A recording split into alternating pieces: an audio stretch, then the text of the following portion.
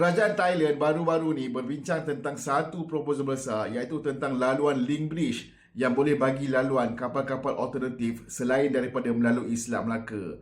Kalau ini terjadi, ia bakal mengubah laluan perdagangan dunia, dan ini yang korang perlu tahu. Seperti yang kita semua maklum, Selat Melaka merupakan antara selat yang terpenting di dunia ini selain daripada Selat Hormuz dan juga Selat Bab al-Mandeb. Ribuan kapal melalui selat ini saban tahun. Minyak daripada Timur Tengah melalui selat ini untuk sampai ke negara-negara seperti di Asia. Okey, bukan itu saja, ia juga merupakan satu laluan perdagangan yang penting untuk menghubungkan di antara negara-negara barat dengan Asia.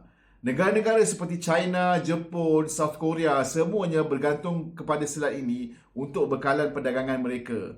Kita boleh simpulkan sekiranya apa-apa berlaku dekat Selat Melaka, ia boleh memberi kesan kepada dunia.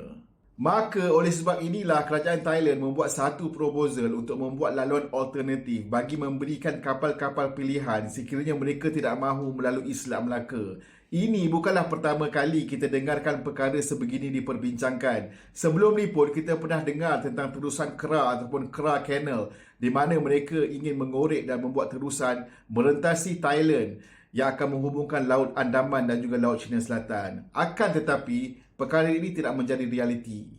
Projek terusan Kra ini tidak menjadi realiti disebabkan beberapa hal. Nombor satu, ia memerlukan kos yang tinggi. Nombor dua, ia boleh mencetuskan risiko keselamatan, terutama di selatan Thai. Dan nombor tiga, ia juga boleh mencetuskan risiko geopolitik. Dan negara-negara seperti Malaysia dan juga Singapura akan terkesan dengan besar. Maka projek ini ditangguhkan. Sekarang, kerajaan Thailand datang dengan cadangan baru, iaitu Link Bridge.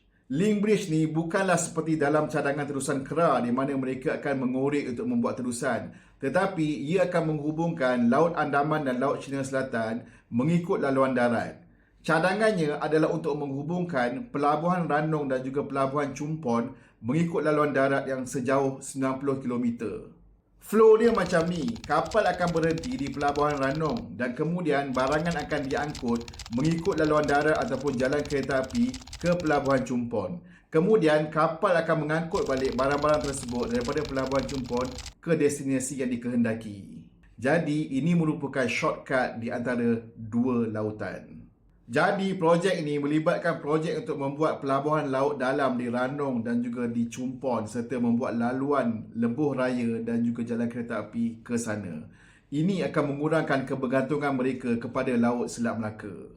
Kalau projek ini berjaya dilakukan, ia akan memendekkan masa perjalanan dan mengurangkan kesesakan di laluan utama. Dan penting juga untuk kita nyatakan bahawa proses pemindahan barang perlu dilakukan. Maka ia bukanlah sepenuhnya pengganti kepada laluan utama.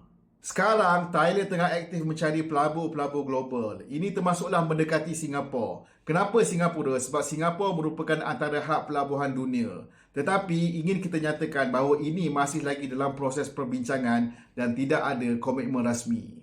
Kerajaan Thailand juga sekarang ni tengah mempercepatkan perancangan, menjalankan kajian ekonomi dan kesan ke atas alam sekitar dan bersedia untuk menerima pelabur.